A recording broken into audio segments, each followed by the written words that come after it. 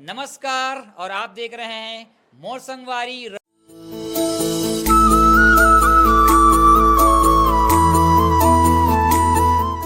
Ravi sir की report. और आज आपको बताया था कि मैं हूं गवर्नमेंट हायर सेकेंडरी स्कूल गोल पेंड्री, जो कि पाटन ब्लॉक के स्कूल है।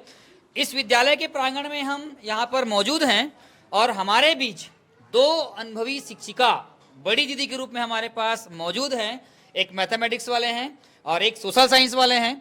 तो आइए हम विद्यालय के परीक्षा परिणाम, जो कि विगत कई वर्षों से गोलपेंडी विद्यालय पाटन ब्लॉक में दुर्ग जिला में टॉप पर रहा है। जी हाँ, आज हम बात करेंगे कि किस प्रकार से यहाँ का जो बच्चों का सर्वांगीण विकास है वो आगे बढ़ रहा है। साथ ही साथ विद्यालय का जो नया आयाम है, चाहे रिजल्ट को लेकर हो, चाहे अनुशासन को लेकर हो, चाहे कार्यशैली को लेकर हो, ये तमाम चीज निर्भर करता है संस्था प्रमुख के, साथ ही साथ निर्भर करता है विद्यालय के मेहनती शिक्षकों के ऊपर निर्भर करता है। क्योंकि संस्था प्रमुख और विद्यालय के टीचर्स ये एक अहम धुरी है बच्चों के सर्वांगीण विकास में, विद्यालय के परीक्षा परिणाम में।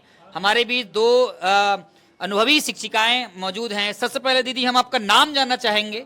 मैं श्रीमती सेजा मार्कंडे जी। मैं श्रीमती अलका कुकड़े। जी, आप मेरे को बताएंगे दीदी, आप कितने सालों से यहाँ पर अपनी सेवाएं दे रहे हैं, इसके बारे में थोड़ा अनुभव बताएंगे। मैं सन 2008 से यहाँ पे हूँ गोड पेंड्री स्कूल में अभी तक। जी।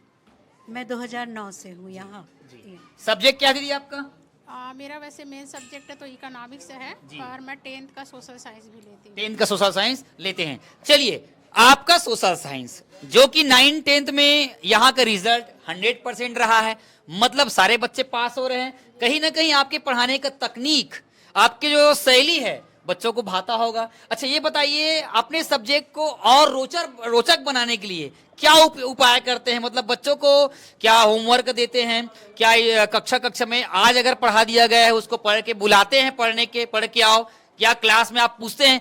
कैसे करते हैं इसको? तो इसके बारे में थोड़ा बताएंगे।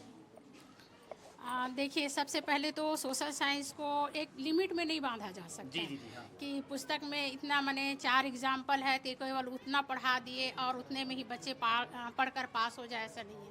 अब चूंकि सोशल साइंस में 4 सब्जेक्ट होता है, हिस्ट्री है ना, ज्योग्राफी, पॉलिटिकल साइंस, इकोनॉमिक्स, तो ये तो पूरी देश की माने सब बातों पर निर्भर होती है कि आज कोई घटना हो गई है ना, तो वो बन गया, कल को हिस्ट्री बन जाएगा। तो उसके बारे में मैं बच्चे लोग को रोज माने सामान्य ज्ञान और जो घटनाएं घटित होती रहती है अपने आसपास, देश विदेश, राज्य का पूरी जानकारी मैं जहां तक मुझको नॉलेज रहता है मैं पूरा देने की कोशिश करती हूँ। इससे बच्चों में माने अभिरुचि पढ़ने के प्रति है ना, और उनका सामान्य ज्ञान बढ़ता है और पढ़ने के प्रति उनकी रुचि बढ़ती है। नहीं तो ऐसे ही सोशल साइंस बोरिंग लगता है बच्चे लोग को, और ज़्यादातर कई क्लास में सो जाते हैं, लेकिन मेरे क्लास में बच्चे सोते नहीं हैं, अलर्ट रहते हैं जब मैं जाती हूँ। बहुत बढ़िया जी। एक और मैथमेटिक्स वाले हमारे गणितज्ञ दीदी हैं, एक और बच्चे मैथ्स को लेकर डर जाते हैं, डर सा माहौल लग जाता है, बच्चे गणित में रुचि नहीं लेते हैं, भग जाते हैं, पढ़ नहीं पाते। और आपने मैथ्स को इतनी रुचि में ला दिए हैं कि कई बच्चे हों उसको अपना हथियार बना लेते हैं। बोलते हैं ना कि कई बार कमी ही है, कई बार उनका बहुत बड़ा स्ट्रांग पोजीशन बन जाता है। तो दीदी, आप मेरे को ये बताओ कि मैथ्स को आप और कितना रोचक बना सकते हैं? और अभी आपने पढ़ाया है इतने लंबे समय तक, तो बच्चे क्या मैथ्स में भगते हैं कि आप उसको बांध कर रखते हैं, और बांध के किस प्रकार रखते हैं, ये मेरे को बताइए। आपने ही सारे प्रश्नों का अपना प्रश्न पूछते पूछते ही जवाब दे दिया। सबसे पहले आपने कहा कि गणित से भगते हैं, बिल्कुल सही बात है। गणित से प्रायः बच्चे डरते हैं और भगते हैं। तो सबसे पहले तो मैं कोशिश करती हूँ कि उनके दिमाग से मैं गणित का भय जो है, डर जो है, वही निकाल दूं, क्योंकि भय रख करके कोई भी बच्चा अपना सर्वांगीण विकास कर ही नहीं सकता। तो पहला प्रयत्न मेरा तो यही होता है, चाहे मैं किसी भी क्लास में जाऊं, 9th से लेकर 12th तक, सबसे पहले मैं उनके कॉन्सेप्ट क्लियर करने की कोशिश करती हूं, और जो भी टॉपिक मैं पढ़ाती हूं उस टॉपिक का पहले उनको मीनिंग समझाती हूं, उस टॉपिक की हमारी दैनिक जीवन में क्या मतलब जुड़ाव हो सकते हैं, दैनिक जीवन के उदाहरणों को लेकर के जब हम गणित को बताते हैं और हम खुद बच्चों के साथ जुड़ जाते हैं, तो बच्चे उस विषय को बहुत आसानी से पढ़ सकते हैं और उनके लिए वो विषय फिर बहुत आसान हो जाता है। अभी तक आपके पढ़ाए हुए अध्यापन कार्य में कोई एक आध बच्चा जो मैथ्स में 100 मार्क्स लाया हो आपके विद्यालय में? हाँ, पहुँचे बताइए, हैं। और अगर नाम याद हो तो बिल्कुल बच्चों तक पहुंचना चाहिए। शुभम तो पूजा रात्रे थी 12th की बैच, वहाँ लिखे थे कोरोना के हाँ। बाद।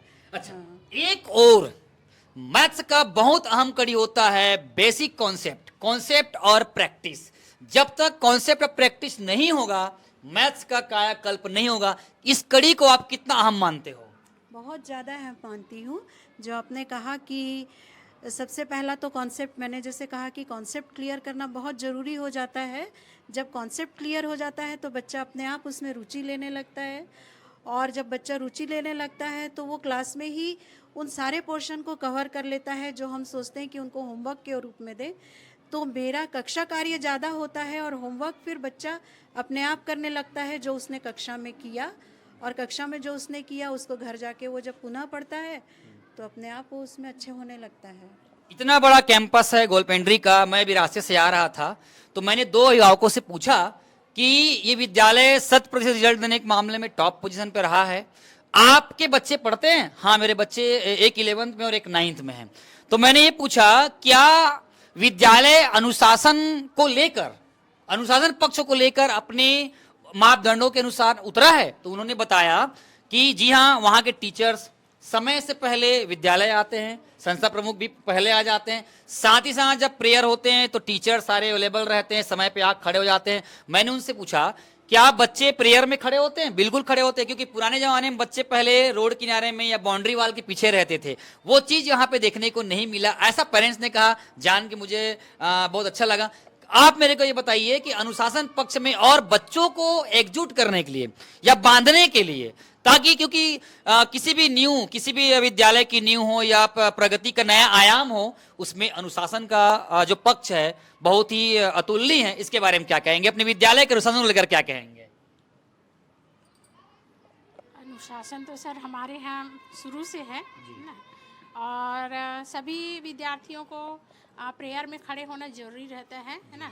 और उसके लिए कोशिश करते हैं कि मैंने टाइम टेबल जो बना है उसके अनुसार सारे बच्चे है ना 10 बजे से पहले शाला प्रांगण में उपस्थित हो जाए और अपने अपने क्लास में भी प्रवेश कर जाते हैं। उसके बाद घंटी लगती है, सारे बच्चे लाइन से प्रेयर में आके खड़े होते हैं। प्रेयर में खड़े होना, शामिल होना उनको इसलिए ज़रूरी है कि बहुत सारी जानकारी है ना हम लोग प्रेयर स्थल में देते हैं। और अनुशासन तो क्या बोलते हैं, हम अनुशासन में रहेंगे, शिक्षक अनुशासन में रहेंगे। तो हमारे यहाँ सभी शिक्षक अनुशासित है, हमारे प्राचार्य सर भी। जैसे घंटी लगता है ना, पीरियड की घंटी, सारे टीचर है ना अपने अपने क्लास में चले जाते हैं। अगर कोई टीचर नहीं निकले है क्लास से तो जो अगले मैंने जो सब्जेक्ट वाले हैं जिनका भी मैंने विषय है वो जाके दरवाजे में खड़े हो जाते हैं। तो एक तरफ जो है परीक्षा परिणाम के बारे में बात कर रहे थे, कहीं ना कहीं आपके संस्था प्रमुख जो डॉक्टर जी टिगरिया जी हैं है ना, उनके आने से बताया जाता है कि काफी कुछ सुधार आया। एक तो परीक्षा परिणाम में सुधार आया और एक कहीं ना कहीं कैंपस में भी बहुत कुछ देखने को मिला है। आप इसके पक्ष में अपनी बात रखेंगे? सबसे पहले तो जब मैं आई थी उसी साल हाई स्कूल का निर्माण हुआ था। पहले मिडिल स्कूल में लगता था, तो पहले तो बाउंड्री वॉल नहीं था है ना। तो सर ने इसके लिए एकदम व्यक्तिगत रूप से पालकों से, शाला विकास समिति के अध्यक्ष से मिलकर, सबसे मिलकर है ना, सबसे पहले पूरी बाउंड्री वॉल बनवाए। गेट नहीं लगा था, वो गेट भी लगवाए। यहाँ पे पूरी पानी भर जाती थी है ना, ये क्लास ऐसे लगता था सीढ़ी तक है ना, तालाब का पानी पूरा यहाँ तक, ये विद्यालय कैंपस में आता था, कैंपस में यहाँ तक पानी भरता था है ना। तो वो सब हमारे सर के निर्देशानुसार और सबके प्रयास से ये सब अब बाउंड्री वॉल जो दिख रहा है ना इतना सुंदर ये बना है। और दूसरी चीज़ है ना, जब भी मैंने कुछ फंक्शन होता है तो गांव वाले स्पेशल बोलते हैं है ना कि क्या बोलते हैं मैडम है ना, और सर आपके आने से हमारे बच्चों का सर्वांगीण विकास हुआ है। इस मामले में कि पहले जब हम जाते थे सेलूद स्कूल पढ़ने तो वहाँ के टीचर बोलते थे कहाँ से आ गए रे करके कि वहाँ कहना चाहिए ना, बहुत मुश्किल से उनका एडमिशन होता था, है ना। तो वो बताए कि आप लोग के आने से हमारे गांव का रिजल्ट एकदम 100% सुधरा है और सारे बच्चे पूरे समय से स्कूल आते हैं और घर में भी पढ़ाई करते हैं करके, और आपके नाम से माने आप लोग के नाम से ही माने पढ़ने बढ़ जाते हैं, करना चाहिए। एक शिक्षक का जो माने लगाव होना चाहिए, है ना, माने उनके प्रति पढ़ने की डर नहीं, शिक्षक के प्रति जो सम्मान है उस भावना से बच्चे पढ़ने बैठ जाते हैं।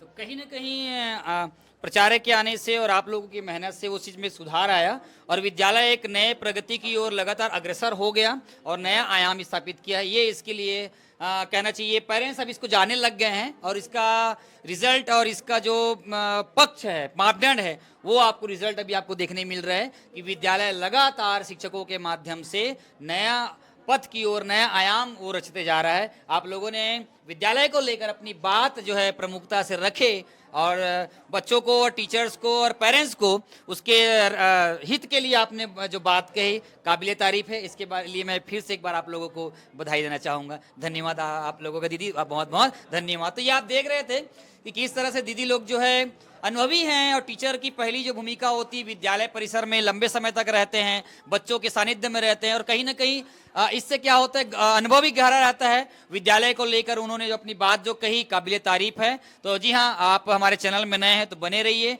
और जुड़ने के साथ साथ जो है ना, आप जिस फील्ड में विद्यालय को लेकर अपनी मत देना चाहते हैं तो कमेंट सेक्शन में आप अपनी बात वहां पर रख सकते हैं, हम आप तक पहुंचेंगे और स्कूल की उपलब्धियां, टीचर्स की उपलब्धियां, बच्चों की कहानी हम आप तक लेकर आएंगे। तब तक बने रहेंगे। मोर संगवारी तुहर द्वार। धन्यवाद।